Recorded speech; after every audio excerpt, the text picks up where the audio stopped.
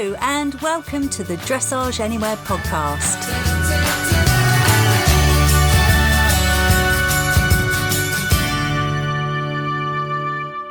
Some months ago, we were lucky enough to interview Doctor Diane Fisher for our podcast. This was recorded during the COVID pandemic, so don't be confused by some references to lockdown, etc. However, we did get so carried away that I've actually had to split this into two parts. In this part, we chat about all things horses, being a trauma surgeon during a pandemic, and Dr. Di's journey with horses. Today, I'm really excited to have with me Diane Fisher. Now, people might know Dr. Diane Fisher through her social media profile, All the King's Horses, but we wanted to catch up with Diane and have the lowdown on everything and find out what she's up to and what's coming up next. So, hi. Hi. Thank you for inviting me on. No, thank you for coming. Honor, thank you. So, I've been having a look through social media and your accounts. How did you finding out more about you? Oh, that's a worry. Well, it's incredibly intriguing. I find myself kind of in awe of what you're doing. So the first couple of lines were trauma surgeon, para rider. Tell me more. Well, like my work is kind of, I'm obviously a doctor and I work in the NHS. I initially trained in surgery, and then I have always had a passion for trauma. So I kind of realised that I needed to combine that. So it ended up with a bit of a long story, but it ended up that I ended up training in emergency medicine as well to work alongside. So now most of the time you'll find me in an emergency department running major trauma. So I'm just taking up a job now as a major trauma consultant at one of the major trauma centres. So yeah, it's just trauma all day long. Oh wow! And how long have you been doing that for? Well, it takes a long time. Yeah, it takes a long time. So medical school 5 years, then 2 years after med school foundation training, then 8 years surgical training, and then 7 years emergency medicine training. So a long time. It takes a long time. There's got to be something. I'm pretty good at it now, though. Like, I'm all right at it now. Like, you know, I'm definitely getting better. It's reassuring. Yeah, it is reassuring. Don't worry, we know what we're doing. But that's a massive commitment. I mean, you must have really wanted to do that as your vocation, you know? Yeah, I was very driven. Definitely very driven. I was always, I liked the action stuff. So for me, and I'm not, you know, dissing my medical colleagues at all, but going on a ward round that lasts 7 hours around the hospital to change a drug to see whether in 5 days, whether it makes a difference is just not my bag. You know, I'm liking things to be a little bit more exciting and the fast-paced and quick decision-making. And that's, you know, it's a buzz, let's be honest. It's a buzz. Think ER, like stat, all of that. I never say stat. Yeah. My nurses would drop kick me if I said, put that up stat. I'm not even joking. They would be like, who do you think you are telling me to stat it? Like, could you put that up very quickly, please? Thank you. We're very English in our way that we speak to our colleagues. I love that. It's interesting what you say about it being a buzz. There is just recently a new lady has joined the yard where I keep my horses, and she's a trauma surgeon locally. And I got chatting to her in the middle of the whole COVID pandemic. Well, we're in the middle of it still, aren't we? But I think not quite there yet. Not yet. Wishful thinking. Hopefully. I think it was just shortly after lockdown was being eased. I got chatting to her and she was expressing so much kind of annoyance because she hadn't had an opportunity to do anything really. She'd kind of been sent home, sidelined on a few things, but wasn't actually able to get into the theatre at all and do anything. And it was driving her completely bonkers. Did you experience that, or if you? No. So is she an orthopaedic surgeon then? Oh, I don't know. Former in orthopaedics, probably bones then. So our elective work did go down. So for her and for people that are straight surgery as well, the elective of went down.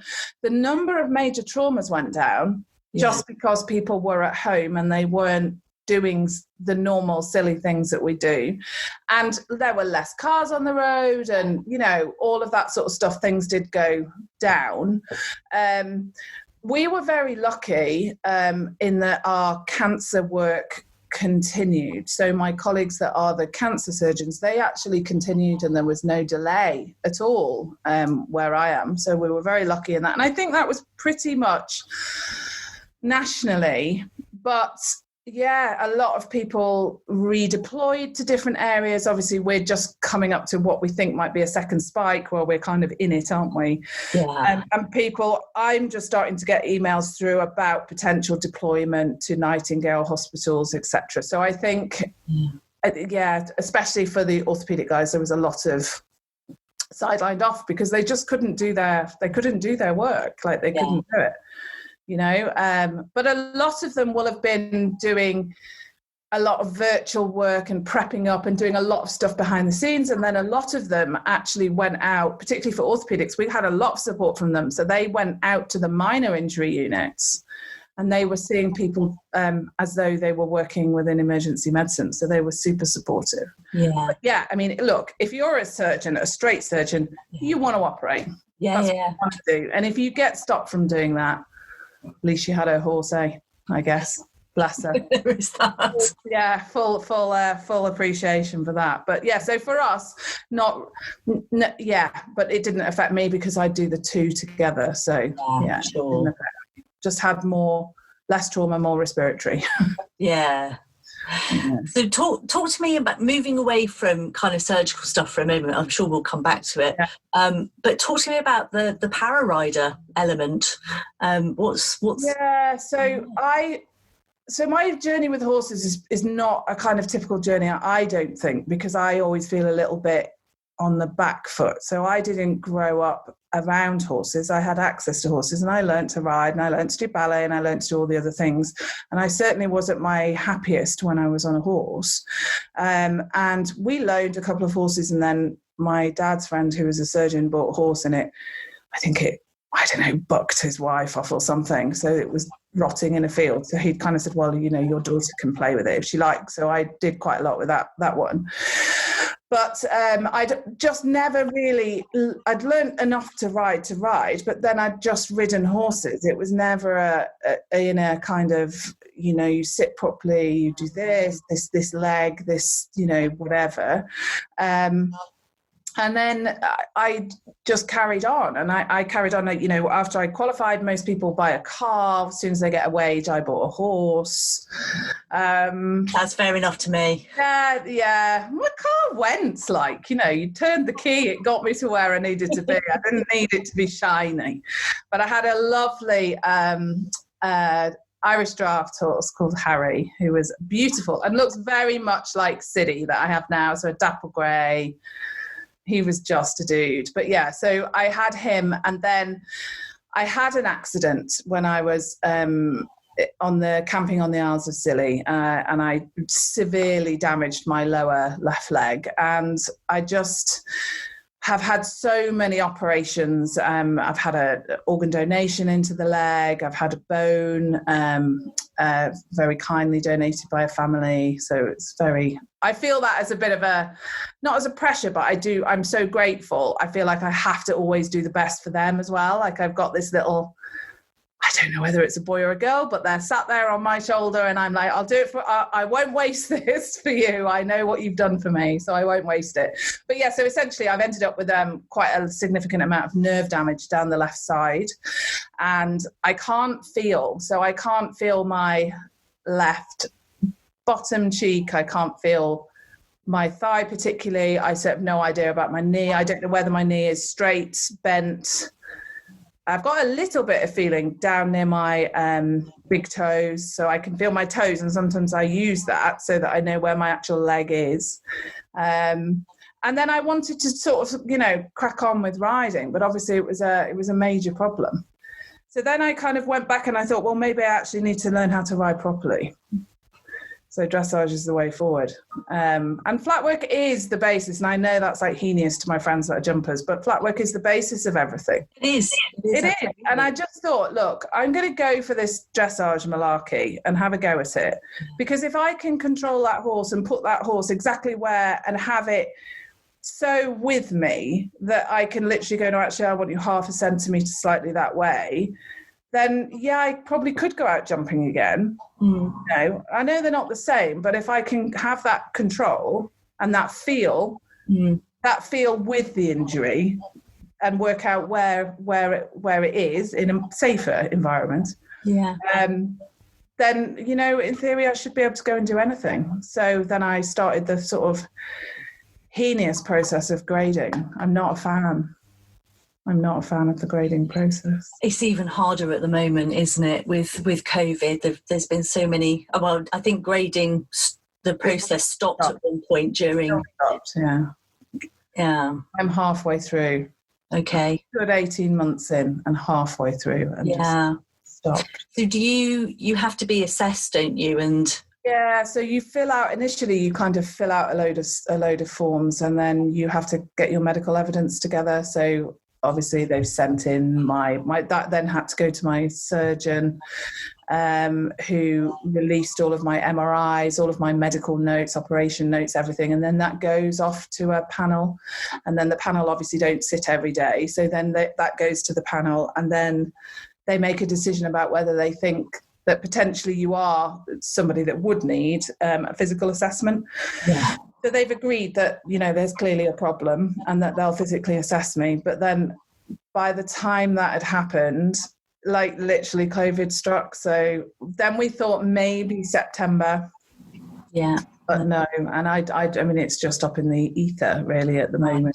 So it's quite frustrating. But I can't look, you know, more important things are going on than my grading, aren't they? I don't want them to risk themselves being near me. Like, I don't want to give anyone COVID either. So, you know, I'll wait, but it's just frustrating because I think if you're quite goal orientated and goal driven, how I kind of put my little goal and then I'll do my little work plan to get to that. It's quite difficult when you don't actually know where it is. So I'm just going along, but I've had a lot of help from Pammy Hutton has given me a lot of help because I sought her out like a heat-seeking missile, and she can't get rid of me yet, so bless her.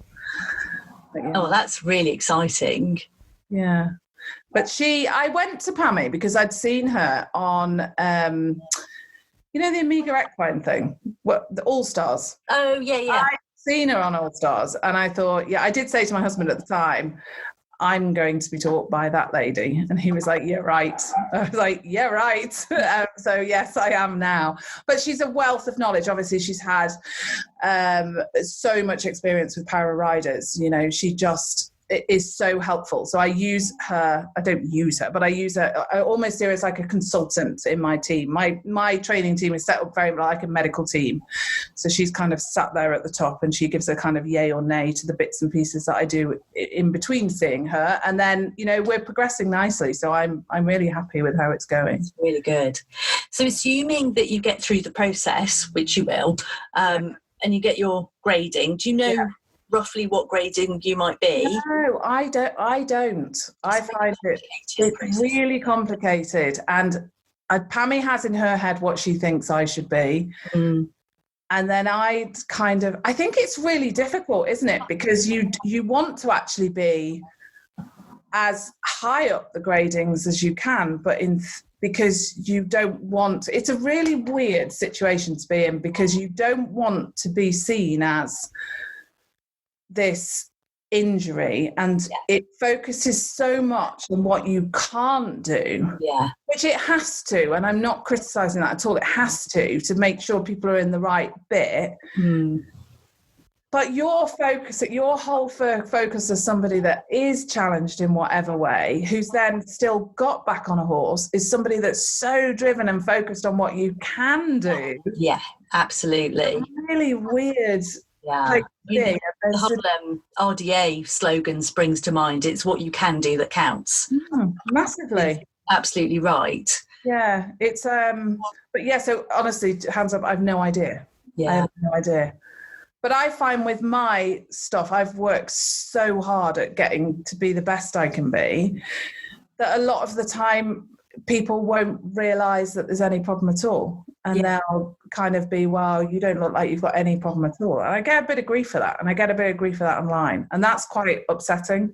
Really? Do you? Oh, yeah. On your social? Yeah. Oh, my gosh. What? Yeah. Do you mind me asking what do people... Just that people didn't seem to, there's just one person in particular that didn't seem to think that I should be able to be, I mustn't be a doctor or have any disability because I didn't look like it. So I had quite a bit of grief over that. But it's okay. I had Ria in my corner who told me what to do. You just block people, don't you? But it's, it is what it is. I get it a little bit off my colleagues as well, because they're just like, well, you're okay. But then occasionally, well, not occasionally, quite often I fall over, which is a bit awkward. Oh, gosh. I'll turn around and I'll forget to move I haven't moved my leg, but I've tried to go a 180 in the opposite direction. It doesn't always happen. Gosh. On the floor. So then they'll be like, oh yeah, actually you're not quite right, are you? Like, I love that. You're not quite right. Not quite right, are you, my love? I think that's what one of them said, was like, yeah, you're not quite right, my love, are you? No, I'm not. No. Can you give me a hand up? Because I'm stuck.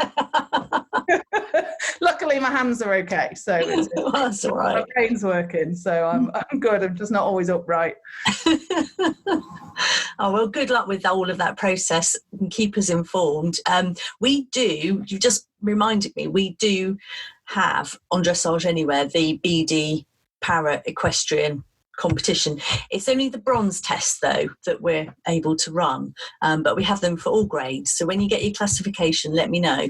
Yeah, no, I will do, definitely, because I hadn't seen it before. I hadn't seen the stuff, and I did have a good look at it last night. And I was like, oh, actually I could do some of this at home. And at the moment I'm just riding, like, I just go out to whatever. I've got a very young horse at the moment that is only a baby. She's only 5, so she's literally just going and doing, like, she'll just do some walk and trots and prelim, and that's fine. But hopefully my other horse looks like he's coming back into work, Mr. Bottom, in which case we can ride a bit higher. So but you see, it's perfect because actually you can have a go at home. Absolutely. And for people who have busy jobs and work funny shifts and that kind of thing, you can't always get out. Massively helpful. And so between your competitions or training sessions or whatever, you can squeeze it in to, a schooling session at home and film it, get it uploaded and get judged. Yeah. That's it's the feedback, isn't it? Yeah, like, it is. You always have a little bit of an idea, don't you? But I find that's one thing about BD that's really good, like with the whole way it's set up with dressage, is you do get that. It's quite a good little checkpoint, isn't it? It's like, I feel like things are better. Then you'll get that objective, not your mate going, oh, it's all right, you're amazing. Yeah.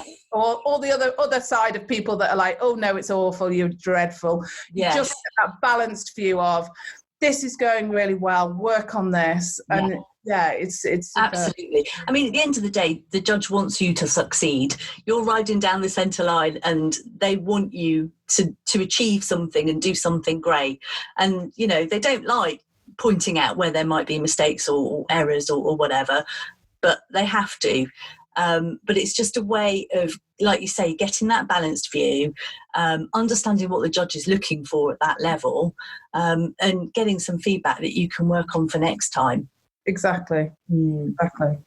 So tell me about your horses. Oh, I love them so much. I bore people so much with them on the stories. I do say to Fish, I forget, because I do the story part of the Instagram, which feeds onto Facebook. And I love the stories. I know some people aren't into their stories. I love them.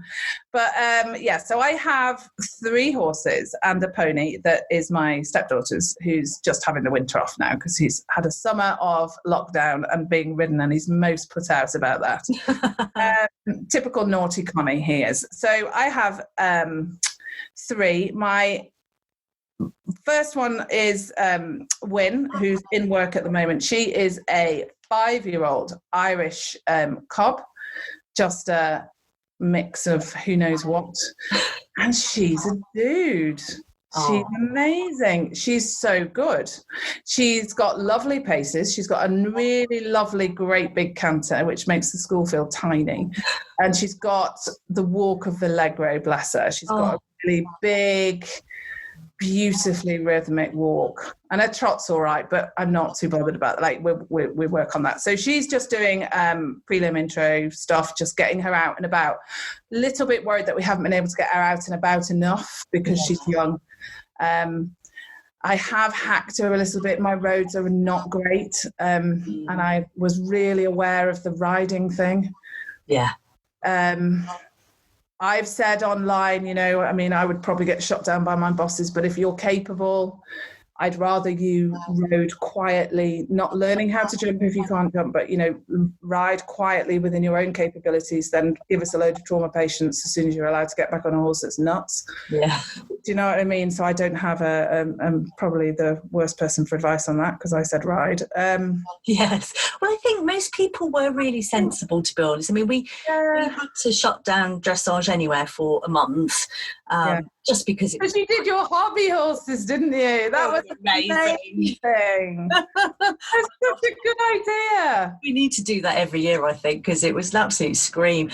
It was only yesterday I was saying to Neridi, the other part of Dressage Anywhere, that, we were talking about mental health challenges during COVID and during lockdown, and we were lamenting how lucky we both are. We're both married, we've got dogs, I've got my horses, so our yard was locked down temporarily, but after lockdown was lifted and we had a rota system, we were still able to go ride and stuff, and we were just so incredibly lucky that it just didn't affect us in that way. And I was so pleased that when we closed Dressage Anywhere down for a month, we didn't just have a month off and do nothing, because that's really gone slowly insane. I think it's really important that you didn't do that, and I think that's something that I've seen, like, from the outside. It kind of COVID that got me doing social media, because I wasn't really doing it before. I had an idea about a charity and stuff, but I hadn't. It would have been something I probably would have done when I retired almost, but I think it was so heartening to see, like, you'd come in from a shitty shift, or you'd have a break and you have a look on your phone, and then you'd see, and the equestrians stuck out a mile, because they're adapting straight away. They're finding ways of, like the hobby horses, like some of the people were putting training stuff online. I was watching Levi Hunt did quite a lot, didn't he? And he did a load of lunging stuff. Now, I didn't know how to lunge, I do now. He was great. I actually asked him some questions as well, and he answered them straight away. Brilliant. And it was just seeing that adaptability, and to me that's equestrians. Like, we adapt, we have to, because we adapt by what horse we've got our legs around at the time, don't we? And it was that whole, like, positive vibe going on. And I can tell you, it was so helpful to the people that were actually working in it. Like, it was just brill. So Wynn, that's why I was just a bit stressed about her, because if I went for a little hack around the lanes, I was getting a little bit of the, my neighbours know I'm working. I was obviously working in it, and they're a bit like, why are you on a horse? So every person I went past, I was like, this is for my mental health, because I cannot go to work unless I've ridden my horse. Brilliant. Okay. You have a t-shirt made up like that. Doctor, I was like, I'm on my horse because, but I did feel like, really like, oh, don't take a picture of me doing this because I'll get criticised. So that's Wynn. So she's grand. And then I have Siddy, who is my gelding, who I absolutely adore. Hands up, it is barn door obvious. He's my favourite horse. I just love him to bits. Who is riding, where he rides up to elementary at home. So that's good for a hunter. Like, he's doing well. And then I have Princess Bambaroo, who is sassy pants, naughty pony, that actually isn't. When you have a horse, so I bought her first, and she decked me so many times, like, get out of here, honey. You ain't sitting on my back. I'm not playing this game. Anyway, so I sent her off to a friend of mine who has become a very good friend of mine. And she was like, yeah, she's definitely a sassy pants. She's obviously a pro rider. She's a European champion, whatever. Like, she's a good girl, good rider. Yeah, something not quite right with this horse. Anyway, so she was she was x-rayed and went through everything, and turned out that she actually had really nasty kissing spine. I know. But then that's how we ended up getting Siddy, because Stuart bought me Sid because she was going to be out for ages, and he was great and quiet and chill. And then, like, not joking, within like 5 weeks of having him, we changed his saddle, and he just went ballistic, absolutely ballistic. So he was vet out, etc., etc. Even worse kissing spine. Oh no! So they both had surgery within 4 weeks of each other. So Bamber was done first. Yeah. Was she done first? Yeah, she was done first because she wouldn't eat. So I had to drive to the veterinary hospital. She wouldn't eat and drink. Oh, bless her. If I was there, she wouldn't eat or drink. I'd had her since she was quite young. I had her at just 4, so she was 6 then. But she's really like, she's, you know, like the horses that love people. Like she just people. If someone there, she's all over them. So yeah, I had to go every day for her with my crutches because I just had surgery as well. I was like, please take the food. And then Siddy was done. So when they came home, I had just had more surgery, and I'd just had the transplant then. So we genuinely all got better together. So in the barn, they were opposite each other. Stuart would wheel me out in my wheelchair, park me up in a rocking chair with an iPad, a flask of tea, because he got bored of coming in and out to get so many cups of tea. And the horses would have their doors open, and we just chilled out together for weeks. And got better together. But I'm still not quite riding Mrs. Sassy Pants. Who's like, she's fine, but because like and it's ridiculous because it's 4 or 5 years ago now. When I did come off her, she hurt me. Like she probably hurt me, and I was in hospital. So do you know when there's just a bit of a mental, where you know all you need to do is put your leg on? And I've seen what she'll do. Like, you know, her ears will go back and she'll go, I'm not doing this. It's napping. If you put your legs on and go, I think you will, you'll go. You know, you don't need to do anything, just go. Then she, you know, does a face and off she goes, and she's absolutely fine. Yeah. But there's something with me where I just can't. It's that whole thing, isn't it? When the horse is kicking off, push it forward, and all you want to do is pull it back and go, stop. I know. You need to push forward, and it's the hardest thing. Yeah, I know exactly what you mean. Thanks for listening to part 1 of the Dressage Anywhere podcast with Dr. Di. Dressage Anywhere is an online platform where you can upload your dressage test videos and enter competitions with other riders around the world. Find out more about us at dressageanywhere.com.